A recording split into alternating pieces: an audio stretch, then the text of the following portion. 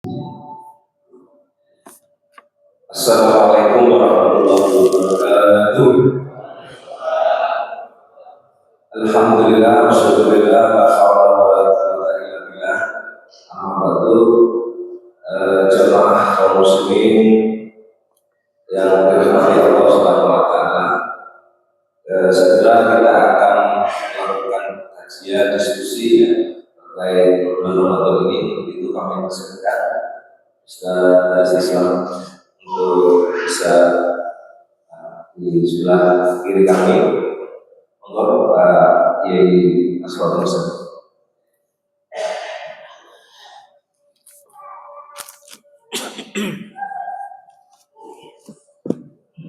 Jemaah kaum muslimin rahimahullah, alhamdulillah kita bersama-sama melakukan taqarrub ila Allah untuk mendekatkan diri kepada Allah menjelang bulan Ramadan ini, dan ini adalah sebuah aktivitas yang mulia karena kita melakukan puasa di bulan Ramadan ini adalah salah satu pilar di dalam rukun Islam kita. Jadi sebagai fondasi utama di dalam kita melaksanakan ibadah kepada Allah, maka tentu saja puasa ini adalah sesuatu hal yang sangat penting, dan kita semarakkan bulan puasa Ramadan ini di tengah-tengah masyarakat kita. Untuk itu, marilah kita di bulan Ramadan ini bersama-sama mendekatkan diri, menyiapkan diri sebaik-baiknya untuk mendapatkan Ramadan yang mulia. Sebelum kami perkenalkan, jadi untuk menyemarakkan suasana, ya jemaah sekalian, saya minta ada yel-yelnya. Kalau saya bilang Ramadan, kita jawab dengan berkah mulia, ya, untuk berkah mulianya itu dengan tangannya. Kalau kita mendapatkan keberkahan seperti yang berdoa berkah seperti ini, kalau mulia nanti tangannya diratkan gini, kita mulia karena mendekat kepada Allah. Siap ya? Ini breaking namanya. Ramadan berkah mulia. Oke. Baik, yang pertama akan disampaikan materi dari Ustaz Haris Islam SDSH. Tadi sudah dikenalkan, beliau ini adalah trainer tingkat nasional, ya, sudah keliling Indonesia kemana-mana, insya Allah. Nah, beliau akan menyampaikan materi kurang lebih 30 menit dengan tema utama kondisi terkini umat Islam di dunia, di seluruh dunia, ya, tanpa adanya naungan syariah. Bagaimana akan dikupas beliau? Kami persilahkan dengan sebaik-baiknya kepada Al-Fadil Al-Mukarram Ustaz Haris Islam SDSK. Kami persilahkan waktu sepenuhnya. Assalamualaikum warahmatullahi wabarakatuh. Saya ulangi sekali lagi, mohon dijawab dengan semangat dan meriah. Namanya juga tarhib Ramadan, jadi harus semangat. Setuju ya? Oke. Assalamualaikum warahmatullahi wabarakatuh.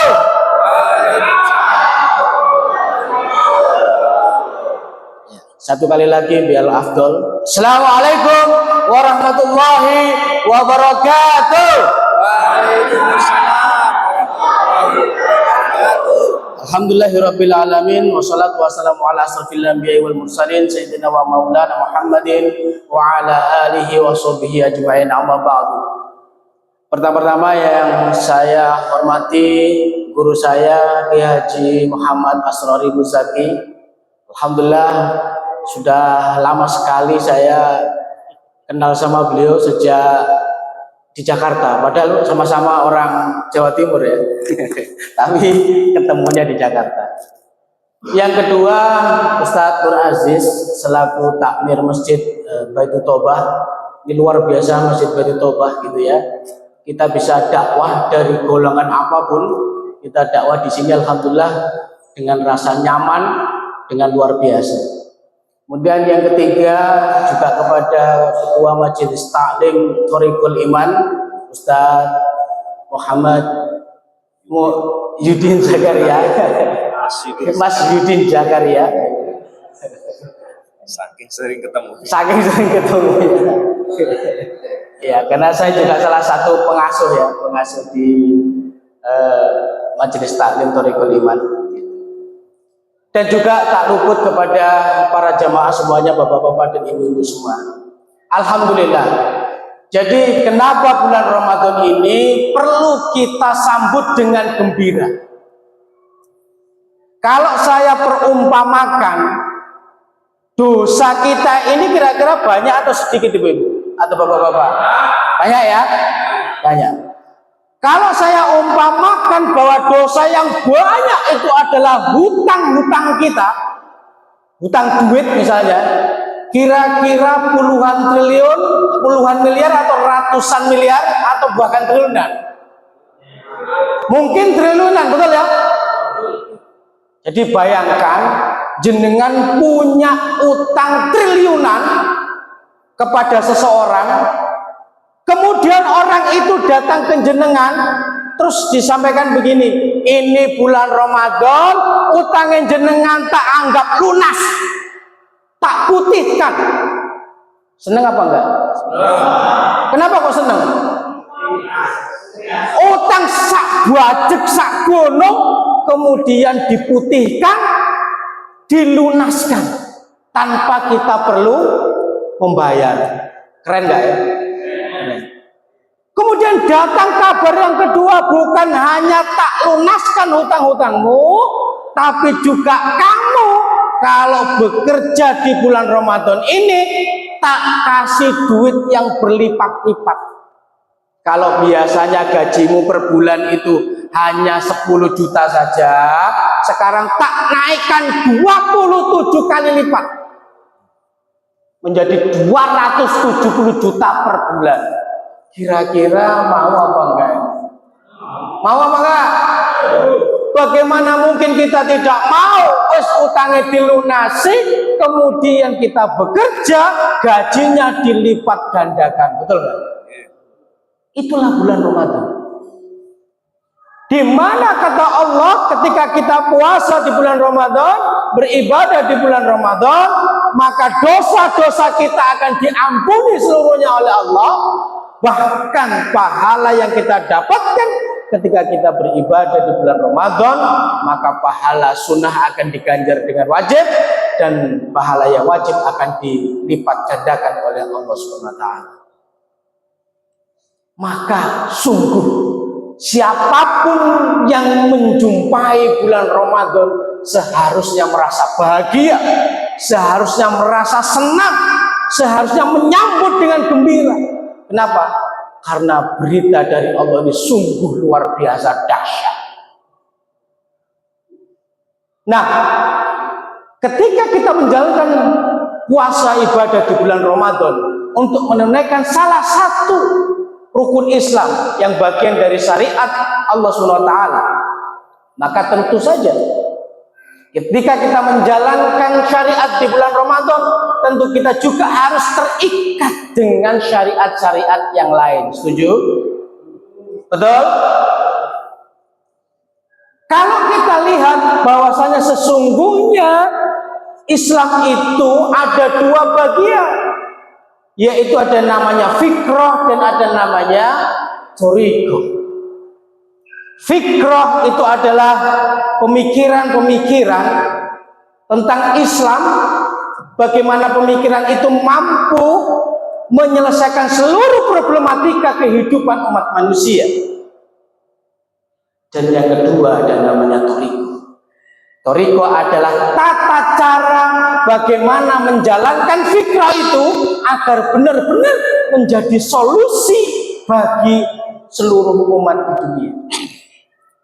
Jadi Islam bukan hanya pemikiran, tapi juga menuntunkan tata cara untuk menerapkan menciptakan solusi itu agar benar-benar Islam itu dirasakan manfaatnya, dirasakan kebenarannya, dirasakan keadilannya oleh seluruh umat di dunia.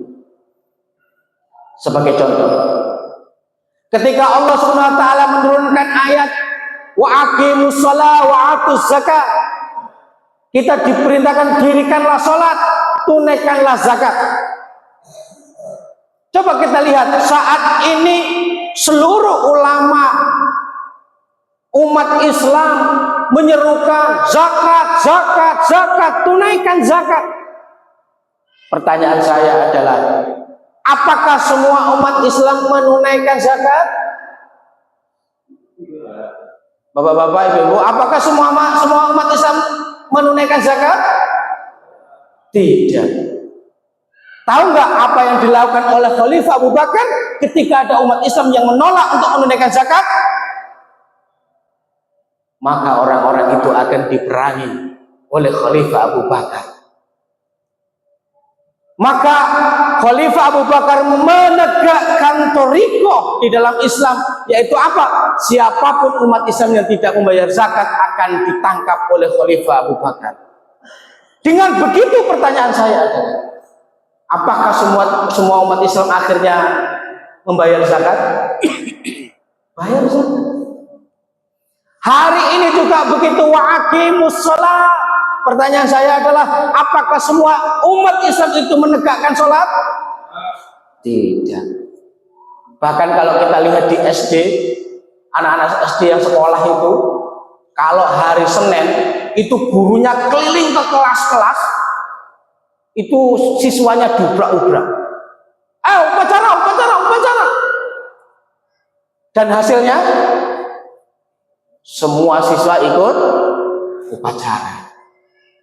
Tapi giliran hari Senin itu, setelah selesai upacara, datanglah azan sholat duhur. Pertanyaannya, apakah gurunya masuk ke kelas-kelas? Diubrak-ubrak siswanya, sholat nak, sholat nak, sholat? Tidak. Sehingga anak-anak terbiasa upacara bendera, tapi tidak terbiasa menegakkan sholat. Beda ketika apa? Ketika Islam itu thariqahnya ditegakkan. Misalnya ada peraturan, setiap warga negara wajib menjalankan sholat, dan apabila tidak sholat maka dihukum 3 bulan penjara. Pertanyaannya, apakah umat ini akan banyak yang sholat? Semangat sholat semua nggak? Terpaksa sholat nggak? Ya terpaksa. Sekarang kita nih sebagai penceramah, sebagai ustadz, ngomong sampai lambenin dower, Pak. Sholat, sholat, sholat. Jangankan kepada jamaah umat Islam, kita nyuruh anak kita sendiri aja sholat, sholat, sholat, sampai dower, Pak. Itu ya anak-anak kadang sholat, kadang tidak. Tapi sangat mudah bagi penguasa cuman mengatakan, siapa yang tidak sholat penjara 3 bulan. Sholat semua enggak? Sholat semua. Itulah bagaimana ketika Islam itu diterapkan, ditegakkan. Apakah terkait dengan fikrahnya ataukah terkait dengan thariqahnya? Contoh yang kedua, Allah juga berfirman, wa halallahu bai'a wa harrama riba. Allah telah menghalalkan jual beli dan mengharamkan riba. Pertanyaannya, apakah kampanye tentang riba itu dosa besar sudah kita lakukan di mana-mana? Sudah. Banyak pengusaha-pengusaha itu yang sudah ikut training kampanye anti riba dan segala macamnya. Bahkan kalau jenengan tahu, ada komunitas X-Bank, orang-orang yang dulu bekerja di bank kemudian tobat, membuat kelompok grup dan anggotanya lebih dari 1.000 pekerja. X-Bank. Gemparlah itu bank-bank di Indonesia. Dicarilah siapa yang mengkampanyekan anti riba ini. Tapi meskipun orang dicerahkan anti riba, pertanyaannya, apakah mereka masih terjebak dengan riba? Masih. Kenapa kok mereka terjebak dengan riba? Karena Islam hanya didakwahkan terkait dengan fikrah saja, tidak sampai thariqah. Terus bagaimana Ustaz?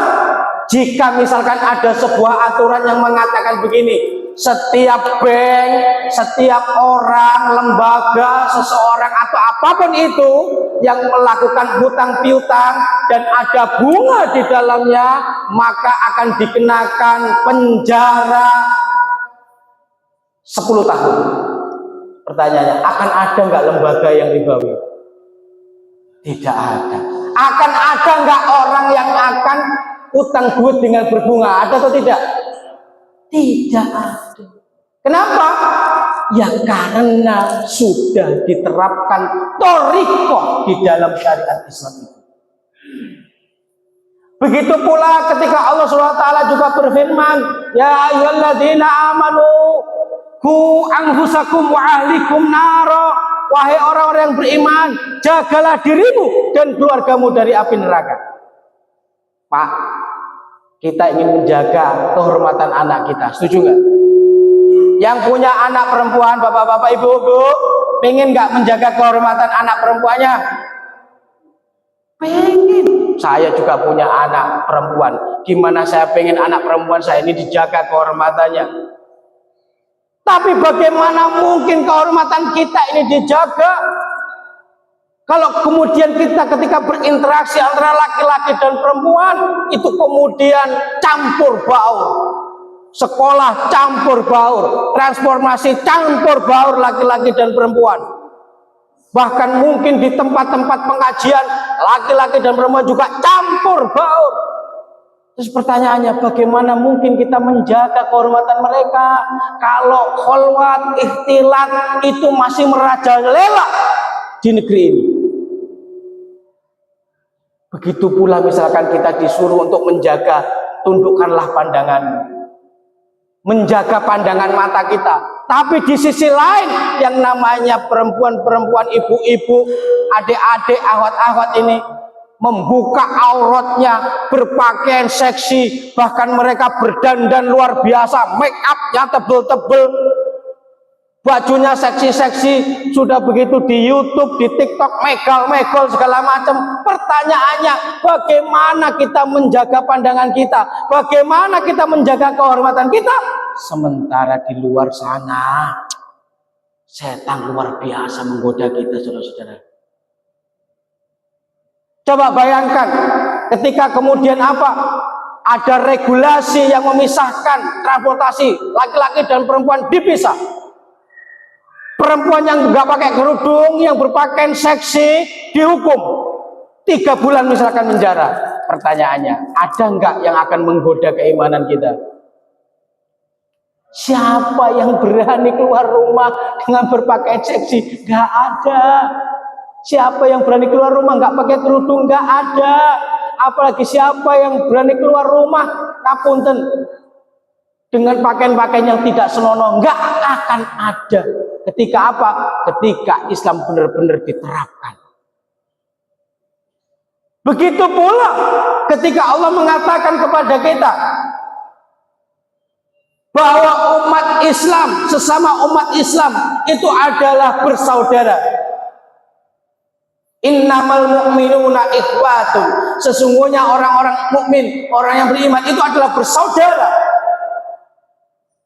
Sekarang pertanyaannya, apakah saudara-saudara kita yang ada di Jawa Tengah itu saudara kita? Di Jakarta saudara kita? Yang di Papua saudara kita? Yang di Malaysia, Bangladesh, Pakistan, India, Gaza, apakah itu saudara kita? Pertanyaannya, kalau memang kita mengaku itu saudara kita, lantas bagaimana mungkin saudara kita yang ada di Gaza, di Palestina, di Rohingya, di belahan bumi manapun, mereka dianiaya, disiksa, direnggut kehormatannya, kita sebagai saudaranya hanya dia membisu saja. Itulah ketika Islam itu hanya disampaikan terkait hanya persoalan fikrahnya saja. Umat Islam itu bersaudara, umat Islam bersaudara. Tapi tata cara bagaimana kita bersaudara tidak pernah diterapkan. Allah menghalalkan jual beli tapi mengharamkan riba. Kita juga tidak pernah ditunjukkan bagaimana riba itu dijauhkan kepada kita. Coba semua kita beli barang-barang itu hampir semuanya ribawi. Sing leasing, sing kredit berbunga, yang kena denda, cicilannya dan segala macamnya, itu semua riba. Tidak ada satupun orang yang mampu menjauhkan itu dari kita. Kenapa? Karena Islam hanya disampaikan fikrohnya saja. Islam hanya disampaikan sekedar fikroh, sekedar pemikiran, tapi tidak dalam tataran penerapan. Allah SWT juga berfirman, wasariku wasarikotu faktau aidahuma, laki-laki yang mencuri, perempuan yang mencuri, maka potonglah tangan keduanya. Pertanyaannya, bagaimana Islam mencegah terkait dengan pencurian? Umat manusia, rakyatnya dipenuhi, dijamin 3 kebutuhan dasarnya. Sandang, pangan, papan, itu harus dijamin oleh negara. Pendidikan, keselamatan, keamanan juga harus dijamin oleh negara. Pertanyaannya, kalau semua dijamin oleh negara, hak-haknya dipenuhi, kemudian ada orang sampai mencuri, pertanyaannya, patut nggak untuk dihukum potong tangan? Patut nggak? Patut. Kalau sekarang Pak, orang mencuri sepeda, ditangkap, dipenjara, keluar penjara nyuri motor, ditangkap, masuk penjara lagi, ketemu sama pencuri mobil, keluar dari penjara nyuri mobil Pak. Begitu seterusnya. Makanya kalau dengan saya pernah ngaji di dekat UNER sana Pak, itu rumah itu ada tulisannya, hati-hati, sepeda dikunci, maling hanya butuh kurang dari 5 menit untuk mengambil sepeda Anda. Bayangkan Pak, maling berkeliaran bebas, kita yang ketakutan. Kenapa? Kita takut sepeda motor kita hilang, kita takut barang-barang kita hilang. Makanya ngapunten Pak, maling bebas di mana-mana, justru kita rumahnya dikunci dari depan sampai belakang. Gerbang pintu dikunci, habis itu pintu rumah dikunci, ada motor di situ dikunci, kemudian masuk ke kamar dikunci kamarnya, di dalam kamar ada lemari dikunci lemarinya, ada berapa kunci berlapis itu. Kita hidup terkungkung, tapi pencurinya bebas di luar sana Pak, nggak pernah ngunci-ngunci rumahnya. Jadi kayaknya yang ribet itu kita Pak. Kita lebih ribet daripada pencurinya, betul nggak? Nah itu yang terjadi ketika Islam hanya didakwahkan terkait dengan pemikirannya saja, maka Islam tidak akan berdampak kepada umat Islam itu sendiri. Kita tidak akan merasakan bagaimana adilnya Islam. Kita tidak akan pernah merasakan sejahteranya Islam. Kita tidak akan pernah merasakan keagungan Islam ketika Islam tidak pernah diterapkan dalam tataran kehidupan. Hanya sekedar wacana. Apa wacanya? Sholat, sholat, sholat, zakat, zakat, zakat, ojo nyuri, ojo nyuri, ojo nyuri, ojo riba, ojo riba, ojo riba. Umat Islam adalah saudara. Itu sekedar wacana, tapi bagaimana mengeksekusi hukum-hukum itu tidak pernah kita terapkan. Oleh karena itu haruslah umat Islam naik ke level yang lebih tinggi, yaitu apa? Menegakkan Islam bukan hanya sekedar wacana, tapi benar-benar menerapkan syariat Islam ke seluruh penjuru dunia. Pertanyaan saya, apakah bapak-bapak dan ibu-ibu siap untuk menerapkan Islam? Gak dengar suaranya. Apakah bapak-bapak ibu-ibu siap untuk menerapkan Islam? Insya Allah kalau Islam diterapkan, kebahagiaan akan menyertai kita. Insya Allah ketika syariat Islam itu ditegakkan, maka kita juga akan bahagia, sejahtera, adil. Begitu pula ketika saya sering ditanya, Ustadz, kenapa kelompok-kelompok Islam kok terpecah belah? Kenapa mereka tidak bisa bersatu? Bagaimana mungkin kita bersatu? Kita ini bagaikan ayam kehilangan induknya. Kita nggak punya pemimpin, kita nggak punya induk yang bisa mempersatukan kita. Padahal apa? Padahal Rasulullah SAW juga sudah mengatakan bahwa pemimpin itu akan menghilangkan perbedaan di antara kita. Al-imamu yarfa'ul khilaf. Imam-imam itu akan meniadakan perbedaan di antara kita. Jadi ada kelompok A, kelompok B yang berbeda akan disatukan oleh pemimpin. Jika ada perbedaan mazhab A dan mazhab B akan disatukan oleh pemimpin. Jika ada perbedaan awal Ramadan dan juga akhir Ramadan akan disatukan oleh pemimpin. Jadi pemimpin itu yang akan apa? Menyatukan kita semua. Hari ini kita tidak ada pemimpin, maka tidak ada yang bisa menyatukan kita. Kita tercerai-berai di banyak kelompok, kita tercerai-berai di banyak mazhab, kita tercerai-berai di banyak pemikiran dan pendapat. Ustaz, apakah boleh umat Islam itu berbeda pendapat mazhab? Boleh, nggak ada masalah. Bahkan Imam Malik ketika ditanya oleh khalifah, wahai imam, aku ingin menyatukan mazhab di seluruh negeri Islam, yaitu mazhabmu yang akan aku adopsi untuk menjadi satu mazhab. Semua umat Islam di dunia di zaman kekhilafahan Marwah bin Abdul Malik akan mengadopsi satu mazhab, yaitu mazhabnya Imam Maliki. Apa yang dikatakan Imam Maliki? Jangan kau menggunakan mazhabku untuk kau terapkan di seluruh penduduk kekhilafahan. Jangan. Biarkan mereka berbeda-beda. Kenapa? Karena perbedaan di antara umat Islam itu adalah rahmat. Jadi kalau kita berbeda pandangan itu rahmat. Kalau kita berbeda mazhab itu rahmat. Boleh. Tapi kalau ada pemimpin, perbedaan itu tidak akan sampai menimbulkan perpecahan di antara umat Islam. Tapi kalau ada pemimpin, mereka akan dipersatukan oleh kita, akan mempersatukan kita. Jadi tidak akan ada kelompok-kelompok yang keluar dari koridor Islam, itu kan nggak akan ada. Kita akan bersatu, hidup tentram, enak, dan seluruh syariat Islam akan diterapkan ke seluruh penjuru dunia.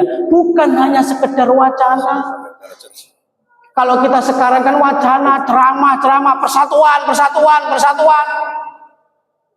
Pertanyaannya adalah bagaimana Islam, metode Islam, tata cara Islam dalam mempersatukan umat itu bagaimana? Paham kita ini kalau bahwa umat Islam harus bersatu itu paham. Betul Bapak-bapak? Bahwa umat Islam harus bersatu paham nggak? Bahwa kita tidak boleh bertengkar paham nggak? Bahwa kita tidak boleh mencaci maki paham nggak? Tapi pertanyaannya, bagaimana cara menyatukan kita dengan mereka? Tidak bisa kalau tidak ada pemimpin di antara kita.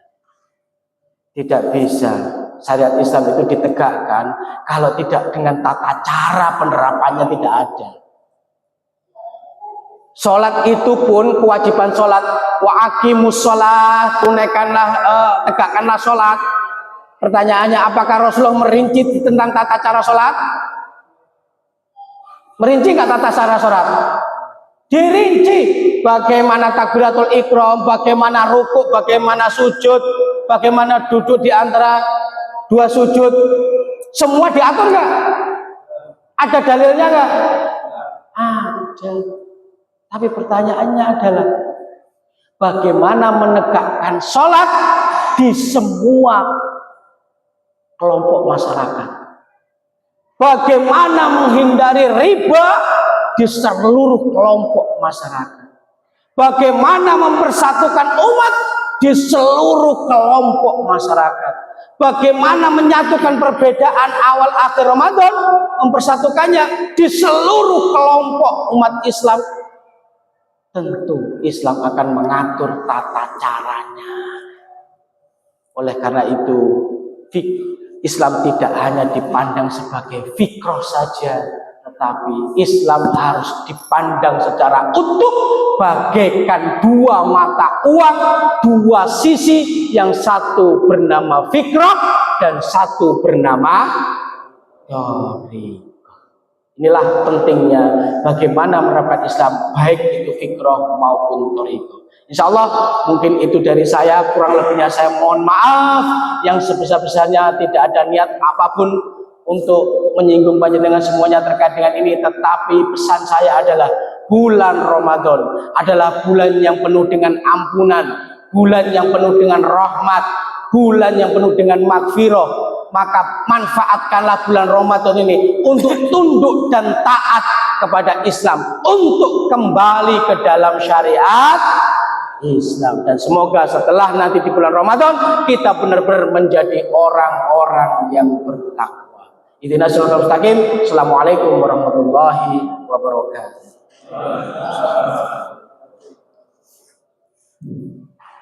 Alhamdulillah, apa yang disampaikan oleh Ustaz Islam dapat memberikan pemahaman, meningkatkan keimanan kita, meningkatkan keyakinan kita akan kebesaran Allah, keagungan syariat Allah. Jika sebuah pemikiran yang kemudian dilengkapi dengan metode pelaksanaannya akan memberikan solusi bagi kehidupan di negara kita. Baik, kita lihat sekali lagi. Ramadan berkah. Pada kesempatan kali ini, sebelum pemateri kedua akan menyampaikan, dari panitia ada door prize untuk ya jamaah kaum muslimin yang hadir untuk pertanyaan itu mendapatkan door prize buku Khilafah dan Jejak Islam di Nusantara, dan juga mufradat dari kitab Idhamul Islam tentang mufradat di dalam kalimat-kalimat yang ada di dalam kitab tersebut. Tadi yang hadir sebab Nabila tadi ya. Nah, ini satu kalau disampaikan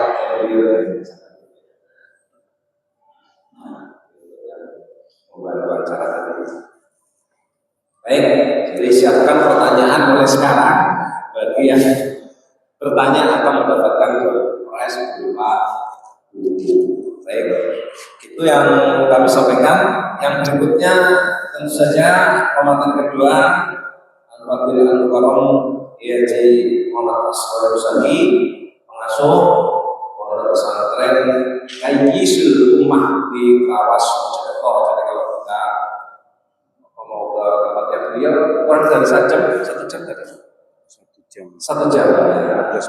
Ya, kalau jalannya tidak macet, lancar dan sudah hafal itu kurang dari 1 jam, tapi ya agak ribet sedikit ya. Dan sebenarnya banyak jalan-jalan yang bisa ditempuh. Baik, kepada Al-Fadhil Al-Mukarram Muhammad Asghar Rusadi kami silakan semuanya.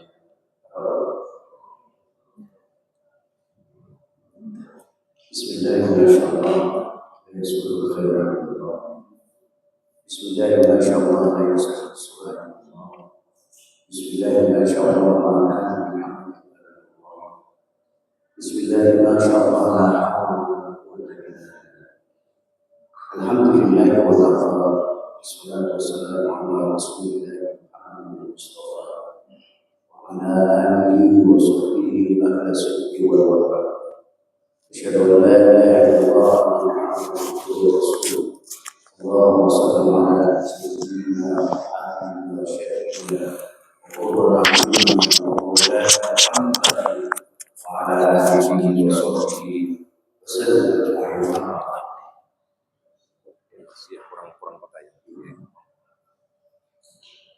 Hadratul Mutahharin wa Mu'alim wa Syahid khusus Sahabat Fadilah Ustaz Islam, sahabat seperjuangan di Jakarta, dan saya Al Aziz aku Amir Masjid Baitul Taubah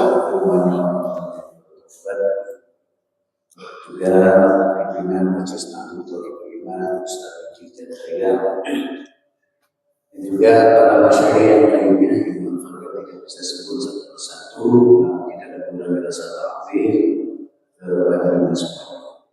Dan juga para hadirin yang dimuliakan Allah Subhanahu wa taala. Ramadan syahrul mubarak, syahrul azim mubarak. Bulan yang mulia penuh dengan berkah. Bulan Ramadan ini meskipun tidak termasuk bagian daripada bulan haram atau bulan yang disucikan, tetapi dia merupakan punya keutamaan. Kalau bulan haram itu kan ada. Jadi salah satu mutawaliyat, kemudian ada Rajab, Dhul alladzi baina Jumada wa Sya'ban. Jadi bulan haram, bulan yang disucikan itu ada bulan yang tiga berurutan, bulan Dzulqa'dah, bulan Dzulhijjah, kemudian bulan Muharram. Kemudian yang satu ini terpisah, yaitu bulan Rajab.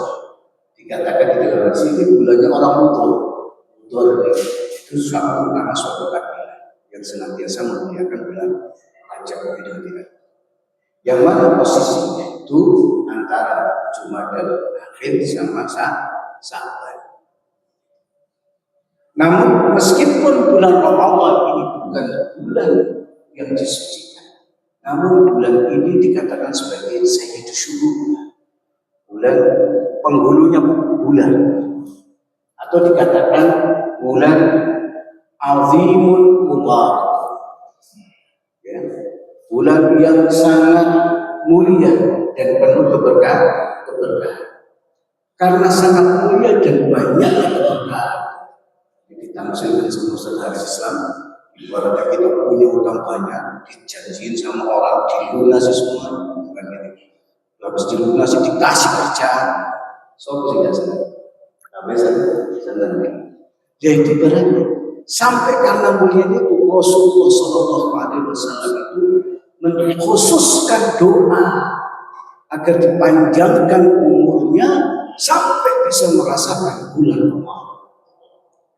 Yang kita ini kalau di bawah saya setiap masuk bulan Ramadan, habis sholat zuhur anak-anak itu ujiannya Allahumma barik lana fi Rajab wa Sya'ban wa ballighna Ramadan.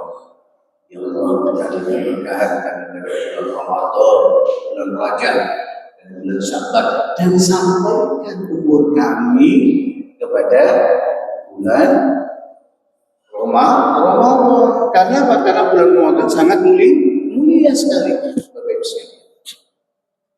Dan sangat mulianya bulan Ramadan, di akhir bulan Sya'ban Rasulullah pun memberikan khutbah secara khusus untuk memberikan tarhib, untuk menyambut kedatangan bulan yang agung ini.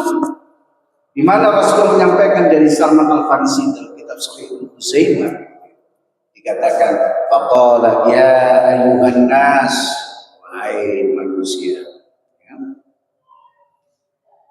ya ayyuhan nas, wahai manusia, qad adhallakum syahrun azim, kalian telah dinaungi bulan yang mulia, bulan yang agung, syahrul mubarakun, bulan yang penuh keberkahan, syahrun fihi lailuhu khairun min alf syahrin, bulan yang di dalamnya itu malamnya terdapat malam yang lebih baik daripada 1000 bulan. Wa ja'alallahu siyamahu faridatan, dan Allah menjadikan puasa sebagai kewajiban. Wa qiyamul laili tatawwu'an, dan Allah menjadikan bangun malam sebagai amalan sunnah. Kemudian dikatakan di situ, ya tadi sudah disampaikan Ustaz Haris tadi, man taqarraba fihi bi khaslatin minal khair, siapa yang mendekatkan diri kepada Allah dengan sedikit atau dengan amalan baik, faqad kana kaman ada faridatan fi ma siwahu, maka sungguh telah melakukan kewajiban pada bulan-bulan selain.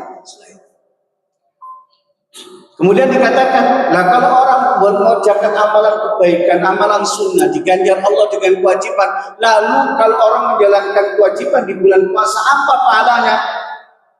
Waman kana, ya, waman kana, waman iqtaraba bi khuslatin, atau man ada fihi faridatan, siapa yang menunaikan kewajiban di dalamnya, kana kaman ada sab'ina faridah, maka orang itu seperti orang yang menjalankan 70 wajib.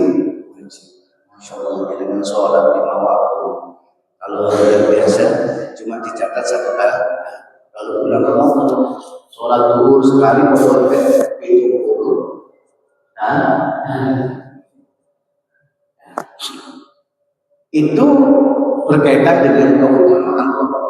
Banyak sekali keutamaan seperti as-shalawatul khams, al-jum'atu ila al-jum'ati, wa ramadan ila ramadan, kafaratul lima bainakum, antara sholat 5 waktu, antara sholat dengan sholat, kemudian antara Jumat dengan Jumat, antara Ramadan dengan Ramadan, itu adalah kafaratul lima bainakum, sebagai penghapus dosa antara kedua. Guru melafalkan dosa mesti diampuni, mesti Allah harus aku kurang saya mau mesti Allah dikasih. Sangat sifat Rahman Rahim kepada kita. Dan kalau disangka-sangka ini masalahnya ada hadis al-umratu ilal umrah kafarah lima bainahum, antara satu umrah dengan umrah yang lainnya itu adalah menghapus dosa antar keduanya. Lah umrah kan kanggo sing mampu. Nek sing gak mampu ya opo cara ngapusi dosa? Allah ya gak pilih dikasih tadi as-shalawatul khamsu, al-jum'atu ila al-jum'ati, ya. Ramadan ila Ramadan, kafaratun lima bainakum. Baik sekalian yang dirahmati Allah Subhanahu wa taala. Lalu di dalam bulan Ramadan di sini ada kewajiban yang tadi disampaikan apa? Ja'alallahu siyamahu fariidatan. Allah menjadikan puasanya itu sebagai amalan wajib. Di dalam Al-Quran juga ada ya ayyuhalladzina amanu kutiba alaikumussyam. Hai orang-orang yang beriman, diwajibkan atas kalian puasa. Pertanyaan, bagaimana kita menjalankan puasa? Kalau dilihat dari konteks khitab ayat yang ada di dalam surat Al-Baqarah ayat 183, Allah menggunakan seruan ya ayyuhalladzina amanu, hai orang-orang yang beriman. Makanya di dalam hadis terkata man shoma ramadhana imanan wa ihtisaban, siapa orang yang menjalankan puasa didasari rasa keimanan wa ihtisaban dan harapan pahala dari Allah Subhanahu wa taala, ghufira lahu ma taqaddam, Allah akan ampuni dosa-dosa masa lampau, masa lalu. Tentu di dalam candra di muka puasa Ramadan Allah memberikan apa? Kewajiban puasa ada maksud. Ya ayyuhalladzina amanu kutiba alaikumussyam, hai orang-orang diwajibkan kalian puasa. Dan namanya puasa itu nopo? Kalau menurut tafsir Ibnu Katsir dikatakan al-siyam wa al-imsak anil ta'ami wasyarab. Yang namanya puasa itu adalah menahan diri dari makan, menahan diri dari minuman, wal biqa, dan berhubungan suami istri. Ya, biniyatin khalisatin azza wa jalla, dengan niat yang tulus untuk Allah Subhanahu wa taala, untuk Allah azza wa jalla. Di dalam puasa itu terhadap pelajaran lima fihi, ya, min zakatin nafsi wa taharah. Dengan puasa di situ didapat apa? Pembersihan diri dan pensucian jiwa. Karena ada proses pensucian diri dia, maka ada hikmah yang diberikan oleh Allah Subhanahu wa taala bagi orang-orang yang menunaikan puasa, yaitu apa? La'allakum tattaqun. Supaya orang-orang itu bertakwa. Kenapa namanya takwa? Ada kalau sudah Imam Nawawi menjelaskan takwa itu apa? Al-intisab dijadi awamrihi wajtinab nawahi. Yang namanya takwa itu adalah tunduk terhadap semua perintah dan menjauhi larangan. Kalau definisinya Imam Ali karamallahu wajhah, panjang lagi. Yang namanya takwa itu adalah al-khawful jalil, al-amal bil tanzil, wal istidad li yaumir rahim, wal qana'atu bil qalil.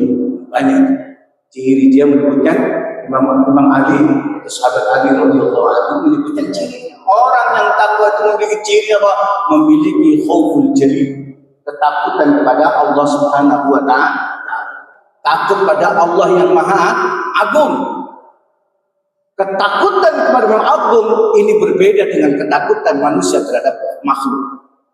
Kalau makin takut kita kepada Allah, makin kita mendekatkan diri kepada Allah Subhanahu wa taala. Kalau kita takut dengan sesama makhluk, yang kita lakukan adalah menghindar. Gak pengen ketemu. Nah, biasa karyawan ketemu pimpinan perusahaan. Khawatir jika itu gas, akhirnya menghindar.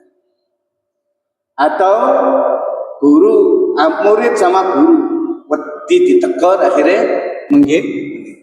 Atau kita takut sama binatang buas, yang kita lakukan adalah menghindar. Tetapi kalau kita takut kepada Allah, sebagai ciri ketakwaan kita adalah al-khawful jalil, yaitu kita makin mendekatkan kepada Allah. Makin tambah ilmu kita, makin dekat kepada Allah. Man zada ilman wa lam yazdad hudan, lam yazdad minallahi illa ba'da.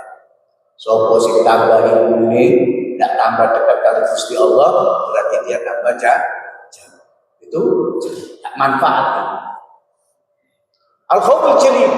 Kemudian apa? Al-amal bitanzil. Ada pesan menjalankan apa yang diturunkan. Al-amal bitanzil. Kemudian apa? Al-istidad li yaumir rahim. Persiapan untuk hari kepergian, yaitu apa? Kematian. Wal qana'atu bil qalil. Kemudian apa? Bijak dengan yang sedikit. Itu cinta.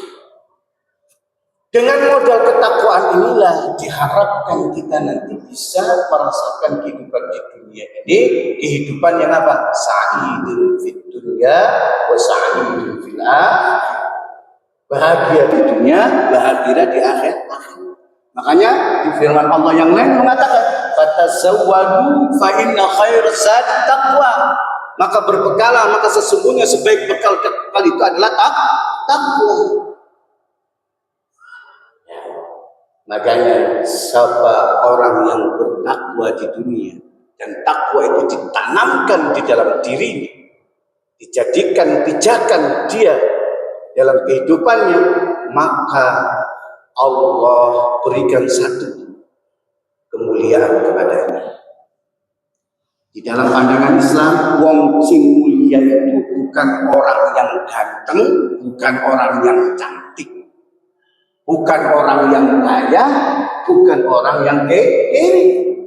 Tetapi dalam pandangan Islam, orang yang paling mulia itu adalah orang yang bertakwa. Maka takwa itu merupakan tolak ukur, barometer barometer terhadap apa? Kemuliaan seseorang. Inna akramakum indallahi atqakum. Sesungguhnya orang yang paling mulia di antara kalian adalah orang yang paling bertakwa. Karena Islam tidak pandang keelokan tubuh kita. Innallaha la yanzuru ila suwarikum wa la ajsamikum walakinallaha yanzuru ila qulubikum. Allah tidak lihat eloknya paras kita. Allah tidak lihat kuatnya tubuh kita, tapi yang Allah lihat adalah qulub. Allah menyebutkan tempat. Tempatnya apa? Tempatnya keimanan yang ada di hati. Jadi diharap setelah kita menjalankan puasa itu adalah apa? Kita makin mulia dengan ketakwaan yang kita peroleh oleh Allah Subhanahu wa taala. Hikmah daripada menunaikan ibadah puasa. Yang kedua, harapan dan perintah dari Allah Subhanahu wa taala dengan pesan, dengan menjalankan ibadah puasa itu kita diharapkan apa? Allah akan memberikan kita jalan keluar. Kalau kita bertakwa, kan? Takwa kita jadikan apa? Kita jadikan pondasi. Takwa kita jadikan sebagai hablum matin kita, thoriqul mustaqim kita. Allah akan jamin ya ada permasalahan yang nggak ada jalan keluar. Allah pasti akan ganti. Karena apa? Karena Allah juga menyampaikan dalam surat Al-Hujurat, dalam surat At-Talaq ayat 2, Allah menyampaikan wa may yattaqillaha yaj'al lahu makhraja. Sapa wong sing bertakwa karo Gusti Allah, pasti Allah akan berikan dia jalan keluar. Sesulit apapun permasalahan kita, kalau kita bersandar memohon pertolongan kepada Allah Subhanahu wa taala, pasti Allah akan menjadikan jalan keluar. Ada cerita, guru saya pernah cerita. Ada seorang pelacur. Ini nyata, Pak. Pelacur sudah tua. Sudah tua. Pelacur tua kira-kira laku, Pak. Kasih laku apa mboten? Karena ndak laku itu, makanya khawatir ya. Laku itu ya obat urip iki. Dia menghadap pada seorang kiai ahli thariqah, ahli tasawuf. Nyampaikan, "Yus gak usah tobat to ambil Gusti Allah." Tobat to ambil Gusti Allah. Singkat cerita, wanita ini sejak mendapatkan nasihat itu berazam, memiliki tekad yang kuat dalam dirinya, kenapa? Taubat. Suatu waktu ternyata dia punya teman yang pernah dia tolong dulu waktu sekolah. Dan temannya ini ada di Kalimantan. Berhasil. Kok ya kedetek dalam benaknya itu untuk menjemput wanita yang pelacur yang tobat tadi. Kayak enek angin, kayak enek udan. Moro-moro ditamon. Habis ditamon diajak ke Kalimantan dan dikasih pekerjaan. Dimuliakan. Penasaran wanita tua pelacur tadi. Kok iso ya? Sama teman. Sejak kapan kamu terdetik mau mencari saya? Dia menyampaikan waktunya. Ternyata waktu yang disebutnya adalah waktu di saat wanita itu mengazamkan diri untuk bertaubat. Jadi kekhawatiran yang dikhawatirkan kalau kita kembali kepada Allah SWT, pasti ada jalan keluar. Apalagi membela agama Allah, pasti. Itu kalau pribadi. Kemudian dengan takwa itu pula Allah akan jamin kita masuk surga. Al-jannatu mu'iddat lil muttaqin. Surga itu dipersiapkan untuk orang-orang bertakwa. Kemudian Allah Subhanahu wa taala juga berfirman dalam surat As-Zumar ayat 73, wasiqal ladzina taqaw rabbahum ilal jannati zumar. Dan Allah mengiring mereka bagi orang-orang yang bertakwa ke dalam surga itu secara bergerombol. Jadi nanti kita masuk surga itu bukan sendiri ya, berkelompok. Kelompok masjid taklim tahun 25 masuk giliran masuk surga. Jamaah masjid Baitul Muttaqin Bentauba masuk surga. Iya, karena Allah kata wasiqal ladzina taqaw ilal jannati zumar. Ini hikmah kalau takwa itu kita jadikan, kita tanamkan. Hikmah takwa dari menjalankan ibadah puasa dan kita jadikan bekal pribadi kita, 3 itu paling nggak kita akan dapat. 3 nih. Yang pertama kita apa? Dimuliakan oleh Allah, dijadikan orang yang paling mulia. Yang kedua, Allah jamin permasalahannya diselesaikan oleh Allah SWT. Yang ketiga, dijamin masuk surga. Itu kalau kehidupan bermasyarakat bernegara, Allah jamin keberkahan akan Allah limpahkan terhadap negeri yang mau menjadikan ketakwaan itu sebagai fondasi dalam bermasyarakat dan bernegara. Sebagian Allah Subhanahu wa taala berfirman, "Walau anna ahlal qura amanu wattaqau la fatahna 'alaihim barakatin minas sama'i wal ardh. Walakin kadzdzab fa akhadnahum bima kanu yaksibun." Katakan kalau seandainya penduduk suatu negeri itu beriman dan bertakwa, la fatahna 'alaihim, di situ ada lam takkid, pasti akan aku bukakan barakat minas sama, keberkahan dari langit. Napa keberkahan dari langit? Sinar matahari, ya. Dengan sinar matahari punya apa? Bayangkan kalau tidak ada sinar matahari, tidak ada kehidupan. Kemudian ada apa lagi dari langit? Ada hujan. Dengan hujan tumbuhlah tumbuhan.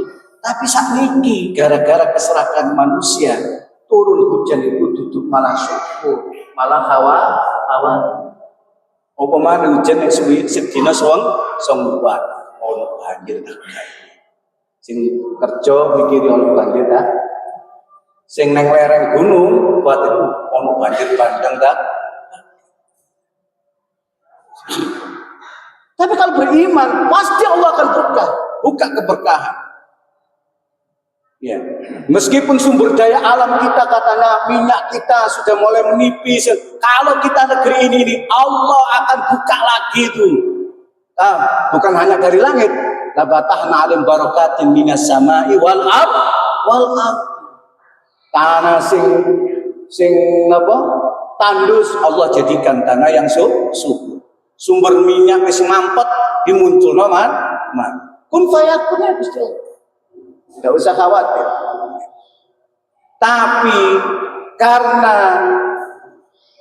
tidak mereka itu mendustakan, karena mereka mendustakan apa yang diberikan oleh Allah SWT, maka nikmat itu dicabut oleh Allah. Allah ganti dengan apa?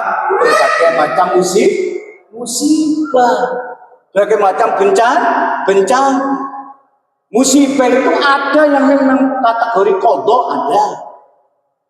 Ya. Tapi ada musibah yang kategori itu adalah keserakahan manusia. Banjir yang terjadi di Sumatera itu bukan sekedar qadha-nya Allah, tetapi itu ada andil perbuatan jahat manusia.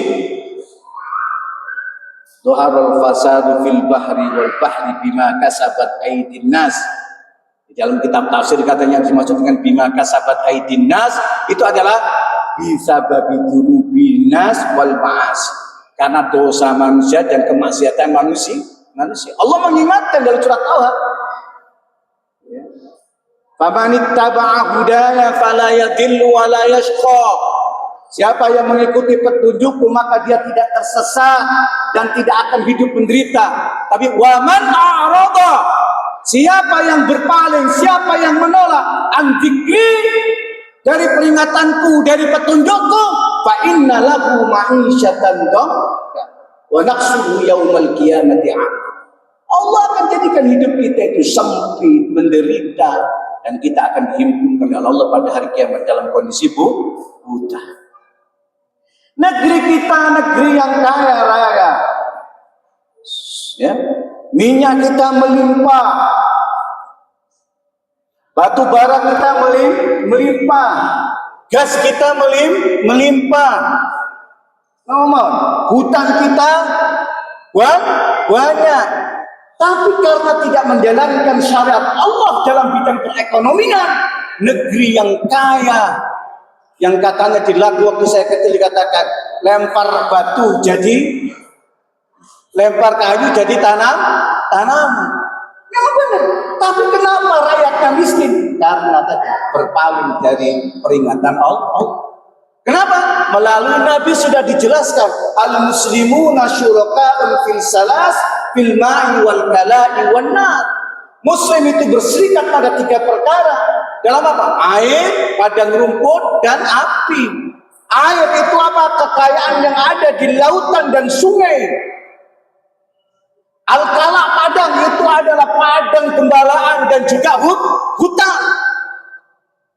An-nar itu energi, gas, batu bara, minyak, uranium, thorium, ada semua di negeri kita. Tapi kenapa tidak miskin?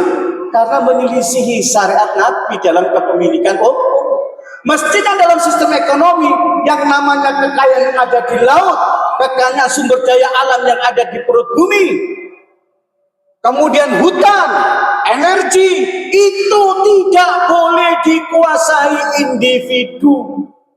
Itu tidak boleh diberikan pengelolaannya kepada orang-orang yang bermodal, baik yang rambutnya pirang maupun yang rambutnya hitam.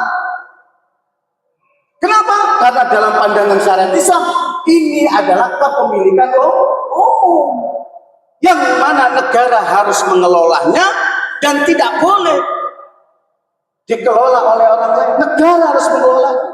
Negara mengelola bukan sebagai pemilik, tapi sebagai wakil, yang mana keuntungan dari kepemilikan umum tadi dikembalikan kepada umat. Makanya kalau ini dijalankan, bisa mengatakan pendidikan gratis itu bukan omong kosong. Kesehatan gratis itu bukan omong kosong. Kenapa? Dari mana? Dari sumber daya. Bayangkan sumber emas kita yang ada di Bukit Gersbet, itu kalau keuntungannya dibagi per kapita itu dapat 25 juta per bulan. Per bulan. Gara-gara menyelisih perintah Allah, menyelisih syariat Nabi dalam bidang kepemilikan, ini tidak kita nikmati, tapi dinikmati para pemilik modal, kapital, para penjajah. Gas, kaya kita nomor 1 gas. Tapi yang merasakan siapa? Cina. Zamannya ibu negara dulu, bukan bapak negara. Ibu negara dijual murah sih. Sudah jual kapal tanker, jual gas dengan murah. Saya ngerasain orang Cina. Padahal tugas pimpinan negara itu mensejahterakan rakyat, bukan rakyat negara lain. Baru ditemukan alat ini, thorium. Ya, thorium ini berkali lipat, Pak. Untuk bisa menghasilkan sekian ribu, anggap aja 240.000 kW. Apa itu istilahnya kalau dalam listrik? Itu butuh 240 ton. Batu bara. Cuma thorium cuma tidak nyampe 2,4 ton saja cukup. Yang dijadikan bahan bakunya apa? Bahan baku buat baterai. Itu ya juga dijual ke asing. Akhirnya kita tidak merasakan. Itu contoh kalau kita tidak beriman, tidak menjadikan ketakwaan. Nah, hikmah berikutnya dalam ketakwaan, kita harus menjadikan takwa itu sebagai dasar dalam membangun persaudaraan. Di dalam Islam itu hanya dikenal yang namanya apa? Ukhuwah Islami. Ukhuwah Islamnya itu adalah ukhuwah yang dibangun di atas ketakwaan. Kenapa saya kata ketakwaan? Karena takwa itu adalah buah daripada keimanan. Iman itu adalah aslun, takwa itu adalah samrud. Iman itu adalah pondasi, akar, dan ketakwaan itu adalah buah. Iman tempatnya di hati, takwa itu adalah jawarih, sebagai penampak daripada bukti keimanan kita. Makanya Allah Subhanahu wa taala berfirman, innamal mu'minuna kata-kata innama di dalam kitab tafsir, berbagai macam kitab tafsir dijelaskan Pak. Kalau di dalam kitab Ulumul Al-Qawaidul Asasiyah fi Ulumil Quran, di sana ada pembahasan tentang thariqatul hasri. Metode pembahasan. Metode pembatasan. Metode pembatasan itu yang pertama adalah an-nafyu wal istisna. Ada kata larangan dan ada pengecualian. Seperti nama la ilaha illallah. Ada la nafyun dan ada istisna. Kemudian yang berikutnya innama. Ada kata innama. Ini juga memiliki kebanyakan. Kata innama itu memiliki makna hasrun. Yaitu pada ikhtisarun atau pembatasan. Artinya innamal mu'minuna ikhwah. Bagi orang mukmin itu tidak ada persaudaraan kecuali persaudaraan yang dibangun di atas dasar keimanan. Yang kedua, ada ikhwatun, kata ikhwah. Kata ikhwah ini kalau dalam pengertian dikatakan ada sebutan yang berbeda. Ikhwah ini biasa dalam bahasa itu dipergunakan untuk kedekatan yang sangat dekat, persaudaraan yang paling dekat. Biasanya digunakan persaudaraan yang senasab. Kalau saudara yang lain yang tidak senasab itu disebutkan jamaknya ikhwan. Ikhwan itu saudara. Tapi ya, kalau ikhwan lah kata-kata persaudaraan yang dilandaskan terhadap akidah, dilandaskan pada keimanan, itu dikatakan ikhwah. Bahkan menurut orang pasir apa? Persaudaraan yang didasarkan kepada keimanan ini adalah lebih kuat dibandingkan persaudaraan senasab. Karena persaudaraan senasab itu bisa putus gara-gara beda agama. Gara-gara beda agama, persaudaraan ini bisa menghilangkan hak dan kewajiban. Kalau kita punya saudara senasab kafir, maka dia tidak berhak untuk mewarisi harta kita. Kalau orang tua kita muslim, maka dia meskipun anaknya, dia juga tidak berhak mewarisi. Itu putus. Gara-gara apa? Tetapi ikhwah, meskipun beda nasab, tetap dibagi saudara. Artinya apa? Persaudaraan Islam itu adalah persaudaraan yang dibangun di atas keimanan. Bukan dibangun atas kesamaan wilayah teritorial. Persaudaraan yang tidak dibangun atas rasa nation. Persaudaraan Islam iman, persaudaraan Islam, ukhuwah Islam bukan persaudaraan yang dibangun di atas kesamaan kebiasaan, kesamaan warna kulit, kesamaan daerah. Enggak.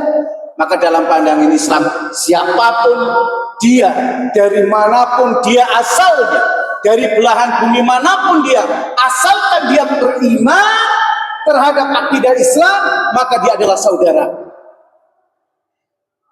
Saudara. Nah, ini pengertian. Jadi bagi orang Muslim itu tidak ada persaudaraan lain kecuali ada persaudaraan Islam.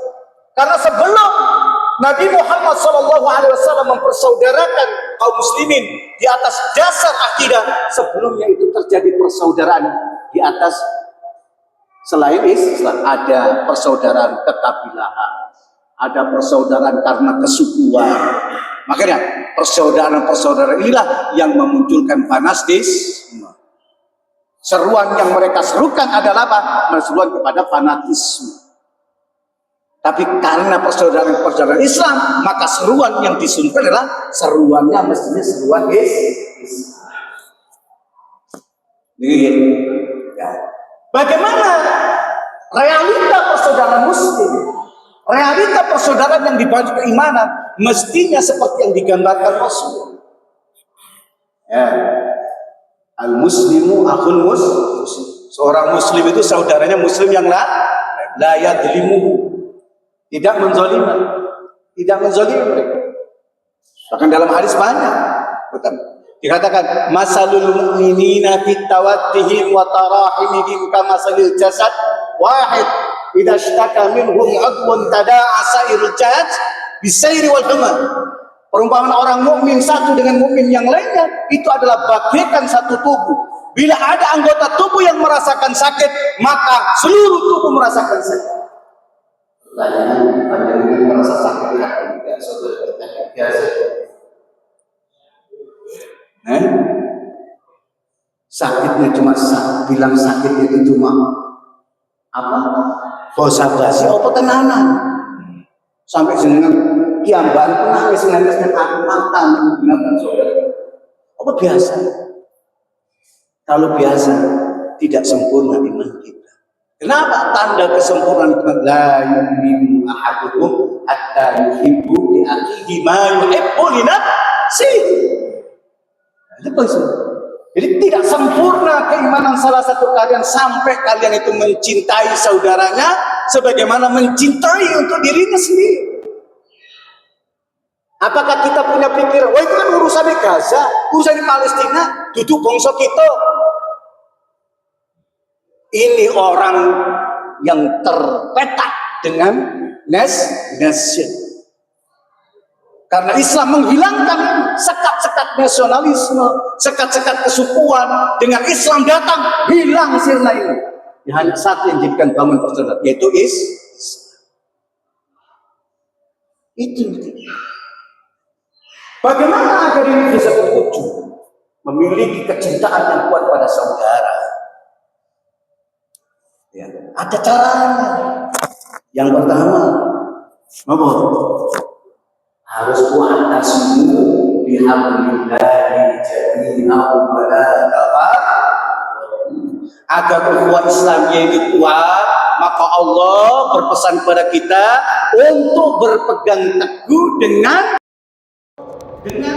tali Allah. Tali Allah itu disampaikan, ada yang mengatakan dalam kitab tafsir apa? At-thoriqul mustaqim.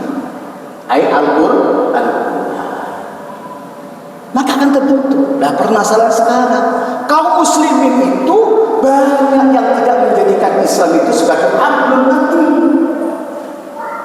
Banyak kaum muslimin itu yang tadi Ustaz Hadi sampaikan apa? Islam itu cuma didakwakan pemikirannya tanpa disertai dakwah thariqahnya. Ada Islam itu hanya didakwakan sebagai agama spiritual saja. Padahal yang dimaksud dengan hablum matin selama kaum muslim menjadikan Islam sebagai pola kehidupan yang khas, yang berbeda sama sekali dengan yang lain, hanya akan terbentuk kekuatan Islam.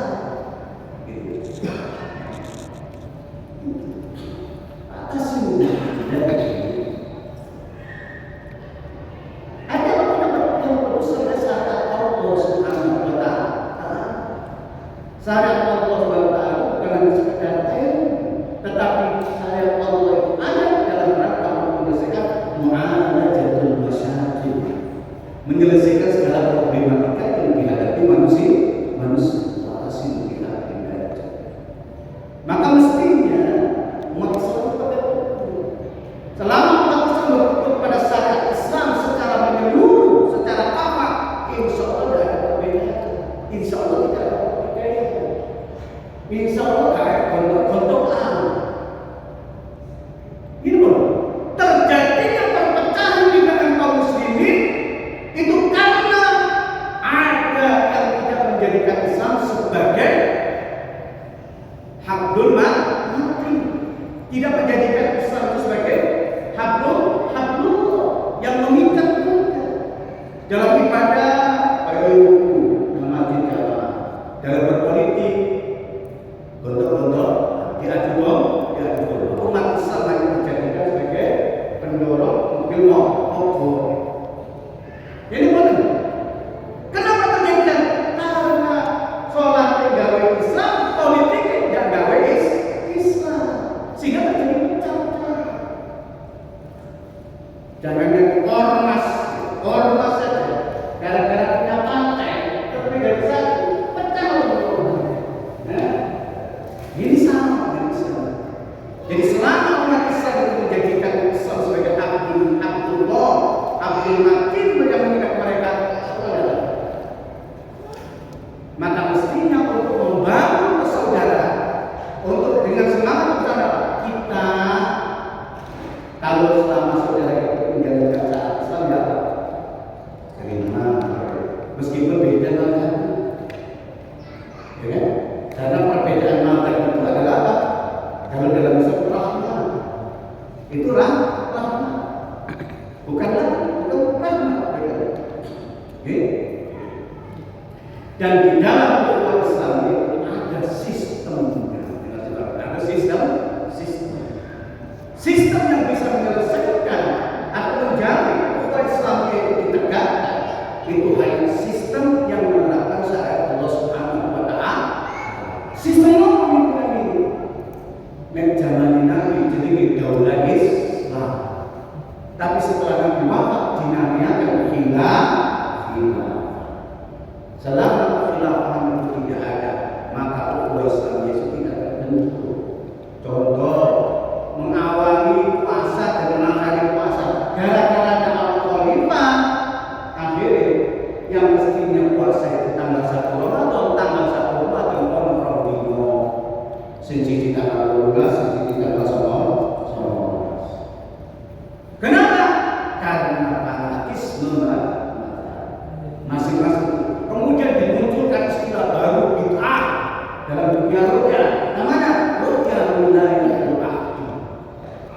Ruqyah satu wilayah pemerintahan. Jadi nggak masuk lagi yang kedua. Mesti ada yang bisa menyelesaikan siapa? Khalifah. Kenapa? Di dalam Quran disebutkan al-amrul imami yang berfahmi. Perintah penguasa itu menyelesaikan perbedaan. Nah, kalau Khalifah menentukan kita pakai ruqyah global, sebagaimana pendapat Imam Hanafi, Imam Malik, dan Imam Ahmad. Sudah, maka Imam Syafi'i yang mengikuti pendapat Matla'i ditinggal, dia harus tunduk pada ketetapan Khalifah. Jadi ruqyah wilayatul ahdi itu bukan ruqyah mata, dan itu mazhab mana tidak ngerti saya. Karena Imam Syafi'i juga punya pembahasan ruqyah wilayatul ahdi. Itu adalah bid'ah yang dikeluarkan oleh ulama-ulama yang menyetujui nasionalisme. Karena Imam Syafi'i berpendapat bukan Imam Syafi'i itu adalah ruqyah mata. Ruqyah mata itu adalah setiap 24 fasa atau kurang lebih 133 km itu mata tersendiri. Di Jawa itu kalau ditetapkan mazhab Imam Syafi'i dalam ruqyah mata ada 9 titik mata dan potensi berbedanya bisa tinggi. Kenapa kemudian di negeri ini dipecahkan bisa jadi paposan? Mengingkari pendapat dia berkata ini adalah pendapat manusia, pada hakikatnya tidak seperti itu. Pada hakikatnya apa? Dia mengikuti pendapat yang keluar tapi disegmentasikan secara nasional. Mestinya kita gimana negeri muslim yang tidak bulan, maka di situ kita puas bahasa kelompok Amerika, bahasa kelompok Inggris, bahasa kelompok Arab. Selama di situ dilihat dan ada saksi dan dia berarti disumpah, maka berarti itu juga kita harus berpuas. Kalau hingga